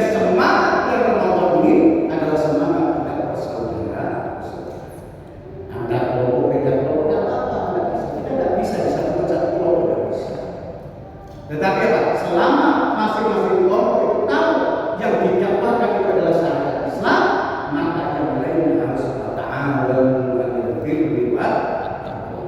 Karena punya konsentrasi sendiri-sendiri kan. Ada sekarang konsentrasinya pada pendidikan sosial, ada kelompok yang lain konsentrasinya ngajakin orang sholat berjamaah, ada yang lain konsentrasinya dalam bagaimana akidah, ada yang lain konsentrasinya di politik, mengajak Islam untuk menerapkan syariat. Maka yang sering kalau dengan berbeda hakul mati, maka yang terjadi adalah saling tahu, saling mensupport antara satu dengan yang lain. Dan lalu menjaga siapa? Ridhonya Allah SWT. Ini yang bisa saya sampaikan. Bila itu hidayah, beruntung hidayah. Assalamualaikum warahmatullahi wabarakatuh. Alhamdulillah, banyak materi yang disampaikan oleh Kiai Asrorul Musaki. Jadi yang disampaikan adalah keimanan itu adalah fondasi dan ketakwaan itu adalah buah dari penampakan keimanan. Dan di dalam ketakwaan akan menghasilkan kebahagiaan dan diberikan jalan keluar dari kehidupan. Dan terakhir bahwa bulan Ramadan juga bulan ukhuwah, bulan persatuan umat secara global, secara universal. Karena sesuai dengan firman Allah bahwa arsalnaka ila rahmatan lil alamin, jadi rahmat bagi seluruh alam, rahmat bagi seluruh umat manusia, tidak terbatas wilayah teritorial, tetapi menembus suku bangsa, menembus negara sampai ke seluruh penjuru dunia dan penjuru alam. Baik, itu tadi pencerahan yang disampaikan oleh dua pemateri kita, dua guru kita, Ustaz Al-Islam dan Kiai Asrorul Musaki. Waktu berikutnya adalah sesi tanya jawab dan akan diberikan door prize untuk Bapak ada dua penanya dan Ibu-ibu dua penanya. Ibu-ibu sudah. Baik, kami buka dua pertanyaan untuk Bapak-bapak yang ada di forum. Mohon disiapkan mic-nya untuk yang bertanya ini. Pakai itu kita yang kita bisa.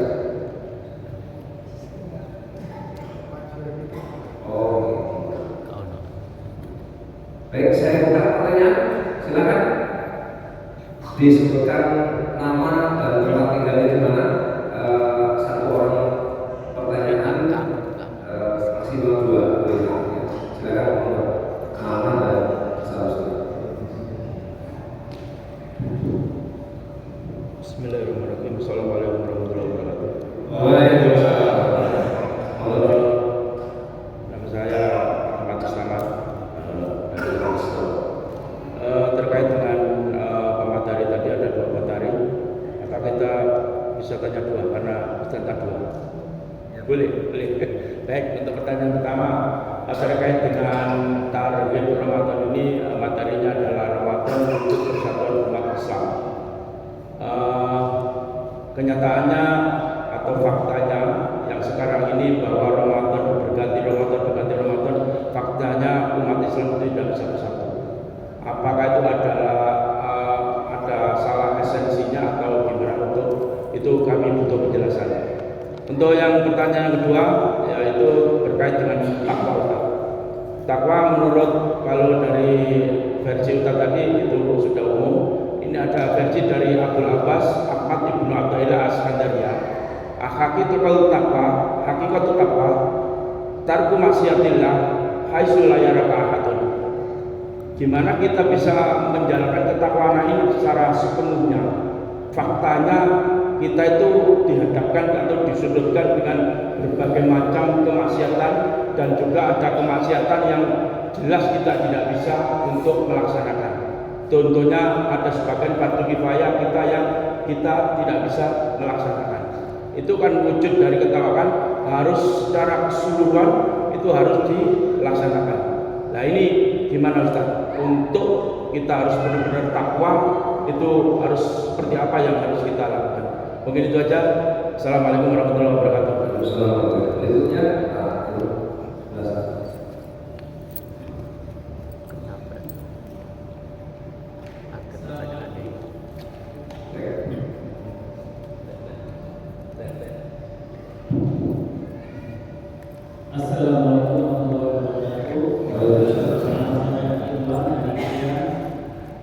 Misal dari Bapak tadi bahwa ujungnya adalah untuk pencinta sesama muslim kita adalah kita menerapkan Islam hafal.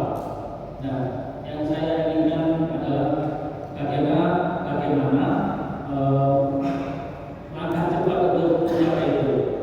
Nah, kembali pada saya bahwa saya yang seperti ini sudah begini, belajar itu kan sulit. Nah, yang saya kepada Ustaz adalah bagaimana caranya untuk mempelajari Islam dengan baik. Yang satu. Yang kedua, bagaimana caranya kita mempersiapkan generasi muda kita, anak kita, supaya lepas dari sekolah, lepas dari pondok itu langsung bisa sadar mendapatkan Islam apa. Assalamualaikum warahmatullahi wabarakatuh. Waalaikumsalam warahmatullahi wabarakatuh. Baik, mohon ini dibantu waktunya. Satu buku The Press untuk Bapak Hafiz Salman dari Bani dan satu Pak Irwan dari Riau. Kepada kedua pembicara bisa tanya pertanyaan dari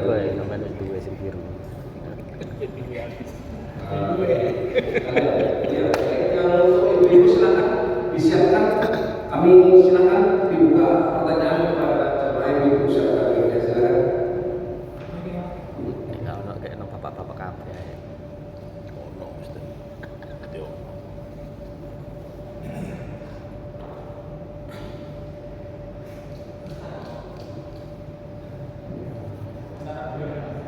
Sebentar dulu kami silakan.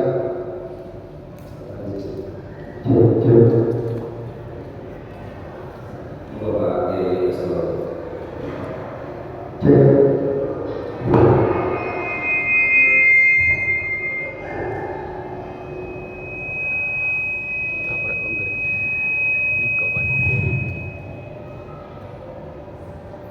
Assalamualaikum warahmatullahi wabarakatuh. Pertanyaan pertama, kenapa yang bertanya umat Islam tetap terpecah belah? Bicaranya bagaimana untuk menyatukan umat? Kenapa umat Islam realitanya tidak sesuai yang digambarkan oleh Rasulullah SAW?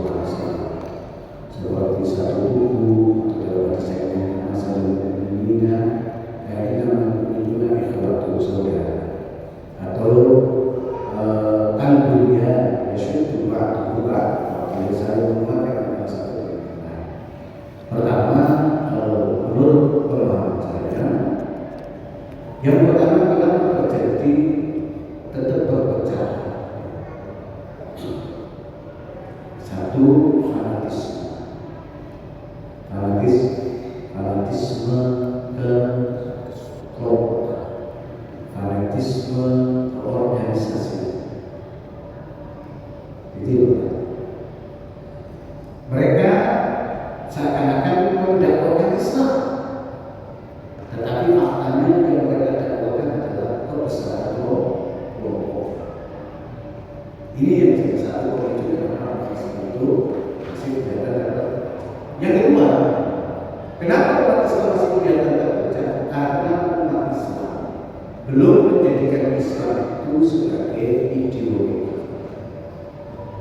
Karena sebagian masih memahami Islam itu hanya sebagai landasan dalam peribadatan saja. Tidak sampai Islam itu sebagai landasan pengaturan seluruh aspek kehidupan. Sehingga maka ibadahnya sama, tapi dalam bermuamalah beda. Akidahnya sama, tapi diperjuangkan beda. Kepentingannya beda. Sesuatu yang berbeda seperti ini. Makanya pesannya akan watasimu bihaqidah jami walau. Kalau umat Islam ini menjadikan Islam sebagai ideologi, sebagai akidah yang memancarkan aturan, maka insya Allah tidak ada perpecahan. Zaman dulu ada perpecahan, tapi tidak perpecahan dalam kesepakatan tentang wajibnya menerapkan syariat. Sekarang itu perpecahannya seperti apa? Bukan hanya secara kepada muslim, tapi seperti seakan-akan sama orang kafir.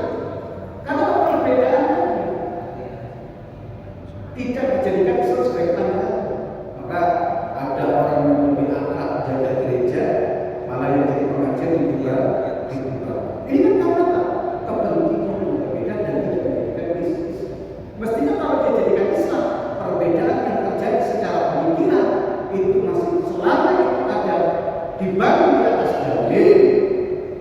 Selama itu ada kaum ulama yang menyampaikan itu, maka itu dianggap sebagai hasanah pemikiran Islam. Dalam konteks ini, maka yang berlaku adalah saling memahami. Ini yang terjadi tidak sekarang. Ya. Terus kemudian persaudaraan Islam yang hakiki itu tidak akan bisa terbentuk kalau tidak ada yang namanya dakwah. Tidak ada namanya sistem yang karena setiap sistem itu punya persaudaraan. Sistem kapitalisme, demokrasi, persaudaraan yang apa itu? Persaudaraan nasionalis. Gimana? Setiap itu punya sumber. Nah, Islam, sistemnya Islam, pola persaudaraan adalah Islam. Dasar kalaupun terjadi perselisihan, itu tidak ada perselisihan yang sampai tidak mengakui tentang kewajiban syariat. Yang terjadi saat itu sama sih masalah. Sama. Ukhuwah Islamiyah itu butuh sistem. Orang sholat supaya kita mengajak orang lebih mudah sholat itu juga butuh sistem. Kalau tidak sistem untuk pemerintah kita bisa mereka bisa lagi saja. Otomatis kan banyak sholat. Apalagi kalau kemudian sistem itu kemudian mengemban dakwah, tentu Islam akan lebih meluas. Jadi ada yang pertama, Islam tidak dijadikan asas persaudaraan. Yang kedua, Islam tidak dijadikan sebagai ideologi. Yang ketiga, Islam, sistem Islam tidak diterapkan dalam rangka untuk menjaga dan menjamin diterapkannya persaudaraan Islam. Jadi Islam itu tadi ada fitrahnya dan ada teori. Nah, kalau itu tidak ada, tidak bisa terwujud. Sekarang kita lihat ukhuwah Islamnya akan dibentukkan dengan persaudaraan kebangsaan. Seakan-akan orang yang Islam itu tidak suka sama negeri. Seakan-akan orang yang menyuruh Islam itu tidak senang sama orang yang sebangsa pada. Kemudian yang kedua berbeda dengan sebelumnya dalam Islam meskipun ada perbedaan, yang penting itu ada sumber dalilnya. Kalau ada dalilnya sudah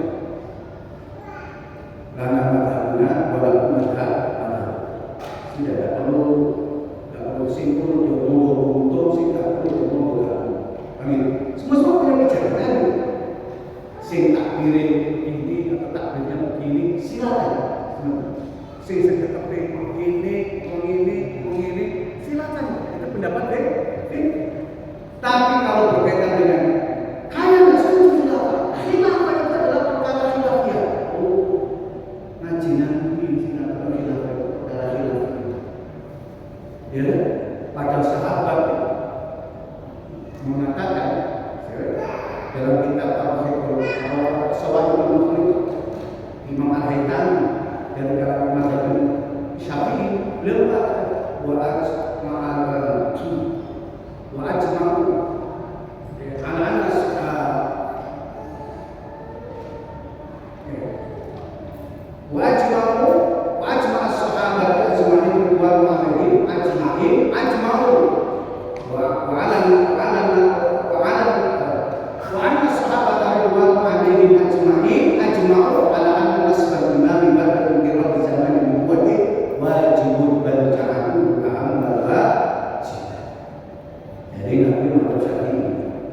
ini pendapat Syafi'i ini. Seluruh ijma para sahabat telah berijma, seluruh sahabat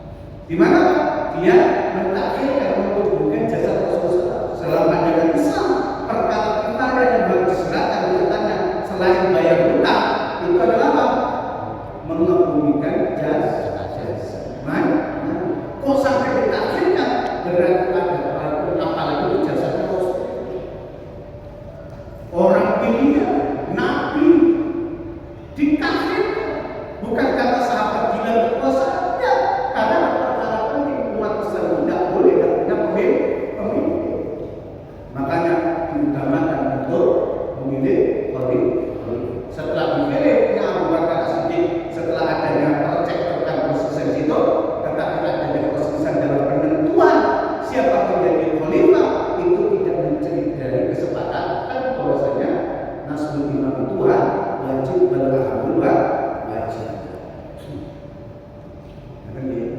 Jadi orang itu berbeda, bukan berbeda khilaf. Karena Pak, ini menurut sudah Pak, din itu ini pengetahuan agama yang semestinya. Ngerti? Dari posisi. Kalau dalam wajib, bahkan dalam pandangan mazhab Hanafi ini pun apa? Fardu. Di mana dalam pandangan mazhab Hanafi itu ada perbedaan antara kata fardu dengan kata wajib. Apa? Yaitu kalau fardu itu dalilnya qat'i subuh qat'i dilarang dan tidak ada yang mengisinya. Tetapi ini di bahasa Syirik tidak ada. Tetapi di dalamnya juga melantang dalam kitab sekian tidak ada perbedaan antara fardu dan wajib, semuanya sama. Tinggal pilih kata ini. Jadi perbedaan itu bukan pendapat khilaf ini. Ini kenapa terjadi perbedaan? Tidak setuju dengan ini karena dia tidak menjadikan Islam sebagai akhirnya dalam pandangan kenegaraan dia lebih cenderung kepada teorinya teorinya Jono, teorinya Joji Russo, teorinya Montesquieu, sehingga itu ada terjadinya tentang yang kemudian berkaitan dengan takwa. Jadi itu untuk Yai ada pertanyaan dari Bu Kemi. Jadi Bu Kemi nanti mendapatkan doa buku dari situ bahas strategi tadi.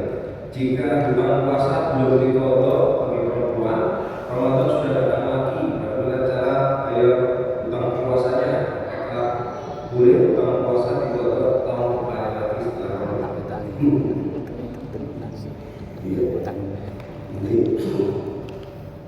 Kemudian berkaitan dengan takwa, definisi takwa menurut saya itu apa ada sekali yang namanya takwa masih di Aisyulaya rokahatun. Aisyulaya rokahat ini menunjukkan manusia di mana tidak ada seorang pun yang berhati kita. Yang dikatakan apa? Gimana kita bisa menjalankan ketakwaan ini secara sempurna padahal faktanya banyak syariat-syariat itu yang tidak bisa terlaksana. Kalau ketakwaan secara individual juga susah, tidak bisa sempurna. Tapi kalau secara menggunakan sistem pergaulan, memang itu bahwa kita dikatakan betul masuk menentukan mana, menurut mana bahaya. Dulu serba salah, menurut salah, sedangkan salah, masih ada kenapa? Karena banyak wanita yang tidak menjawab. Jadi dalam permuamalan dan makanya Islam itu bukan hanya diterima secara pemikiran saja, tetapi juga harus diterapkan metode penerapan. Selama Islam itu tidak diterapkan secara metode penerapan, dia ketaatan saya tidak bisa sembuh. Secara individu seperti itu. Dan itu ketakwaan, ada takut maksiat, Aisyulaya rokahat. Itu kan orang nggak lihat kita, ya? Orang nggak lihat kita. Jadi bagaimana kita bisa meninggalkan maksiat meskipun orang tidak melihat kita, tetap kita dalam kondisi takut ini. Makanya kemudian dalam kehidupan sehari-hari kok susah. Oleh karena maksiat, oleh ini masih jangan maksiat, oleh masih. Kenapa? Balik lagi karena sistemnya tidak dalam rangka untuk menjamin ketakwaan. Karena Karena sistem yang diberlakukan saat ini yang dibicarakan itu adalah kedaulatan rakyat. Jadi ketakwaan. Malah sesuai dengan pikiran. Contoh undang-undang itu cara undang-undang kita karena bukan sistem yang membawa ketakwaan. Undang-undang yang ada itu juga tidak membawa ketakwaan. Contoh, bahkan melestarikan kesehatan. Contoh, undang-undang orang kekerasan PKS, kekerasan seksual. Di undang-undang itu kalau dengan paksa berhubungan sama istri, itu kena hak asasi manusia, bisa dilaporkan ke polisi, penjara mana. Akhirnya jadi maksud lucu mengulang sisi. Akhirnya bertombol. Ya udah seneng. Oke sama kita boleh suka sama suka boleh. Padahal ini zina ini. Nah, ini membawa ketakwaan. Jadi ketakwaan secara individu dan secara individu itu juga harus dikaitkan dengan apa? Sistem. Selama sistemnya tidak menerapkan, tidak menjamin ketakwaan. Contoh lain, judi itu haram kan ya? Ya, karena sistemnya ini bukan sistem ketakwaan, akhirnya mana? Dilokalis. Zina itu haram kan? Haram. Dilokalis. Boleh lo jadi tutup sebuta terus. Saya pernah di sana, pondok, bikin pondok di tengah-tengah lokalisasi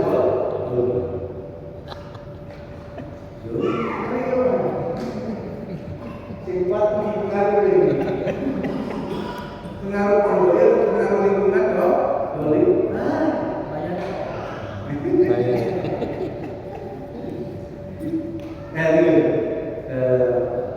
Yang berikutnya tadi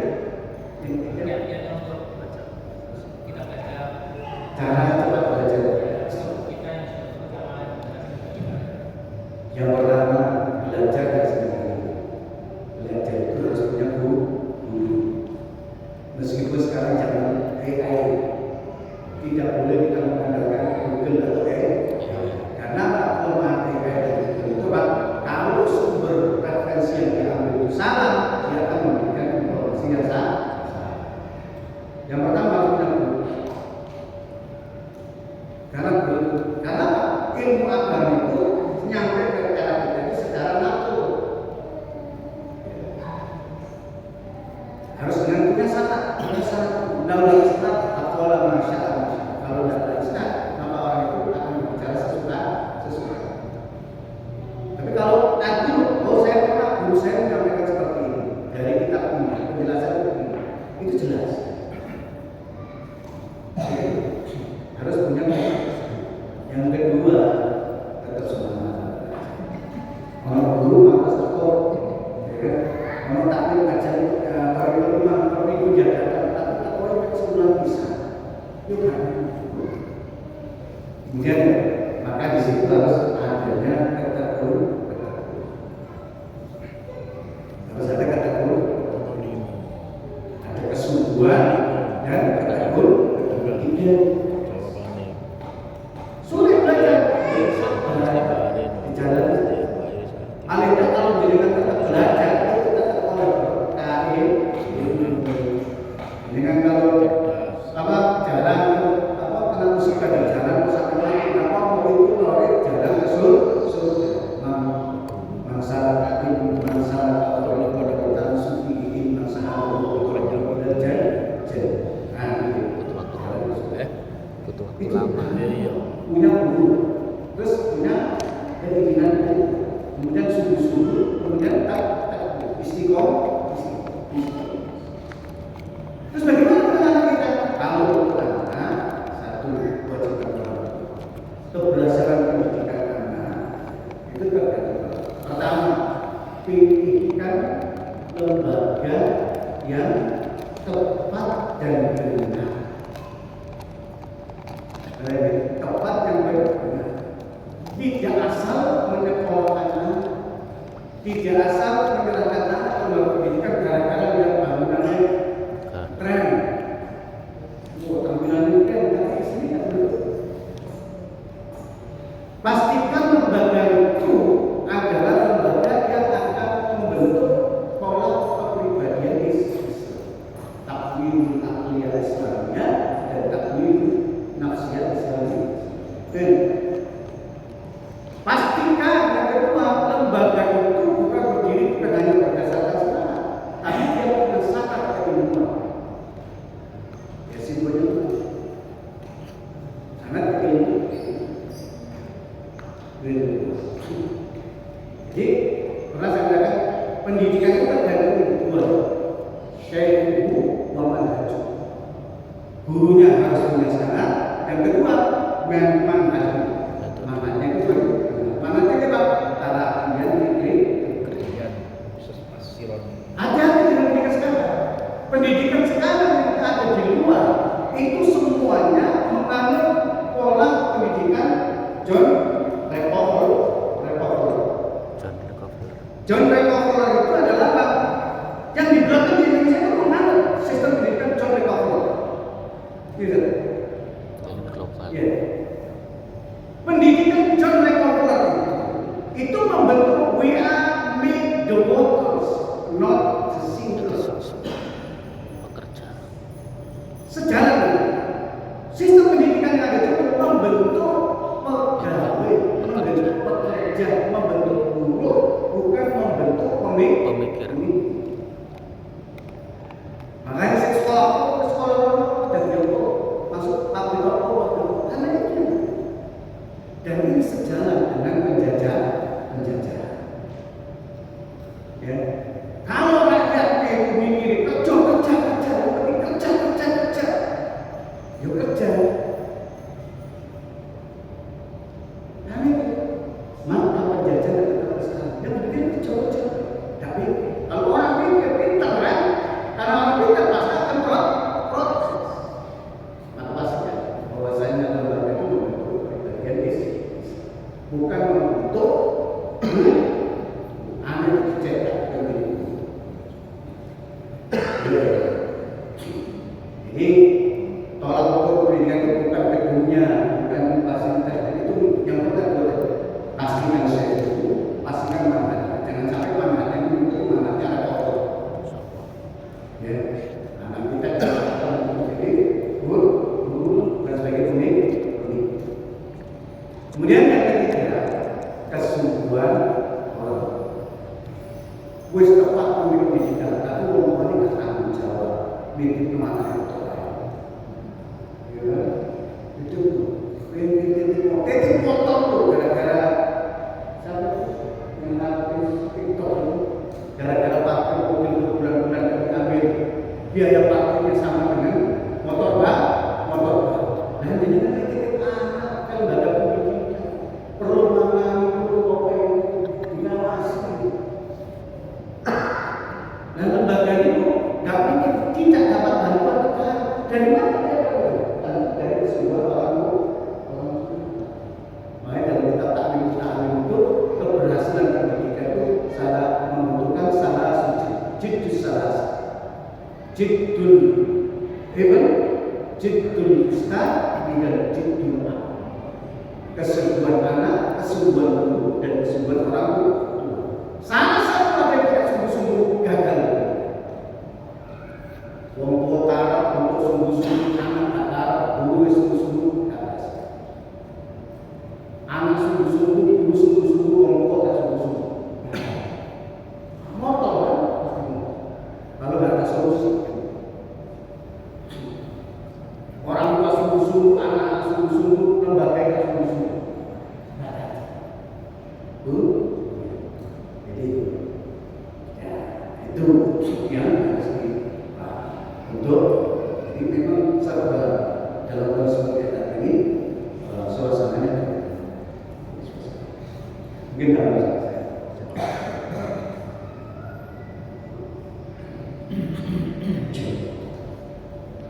ya, ada pertanyaan dari ibu. Yang pertama, bagaimana cara mengkodok puasa setelah lewat 1 tahun. Ya, ini pendapat pribadi saya, ya. Ini pendapat pribadi saya. Jadi kalau kita lihat dari penjelasan dari mazhab Imam Syafi'i, kalau terlewat 1 tahun berarti dia ada 2 hal. Yang pertama, dia harusnya utangnya itu kalau misalkan 5 lewat 5 gitu ya, maka 5 itu dia harus bayar puasanya 5 ditambah dengan dia harus bayar fidyah 1 mut per harinya. Jadi kalau 5 ya berarti 1 kali 5 mut ya. Kalau 2 tahun bagaimana kan? Kalau 2 tahun berarti fidyahnya 2 kali itu. Karena fidyah itu denda keterlambatan itu. Jadi fidyah itu denda keterlambatannya, sedangkan bayar puasanya itu ya memang kewajiban harus ditunaikan. Terus kemudian ada pertanyaan, bagaimana cara emak-emak menghadapi anak-anak yang baru belajar puasa? Jadi begini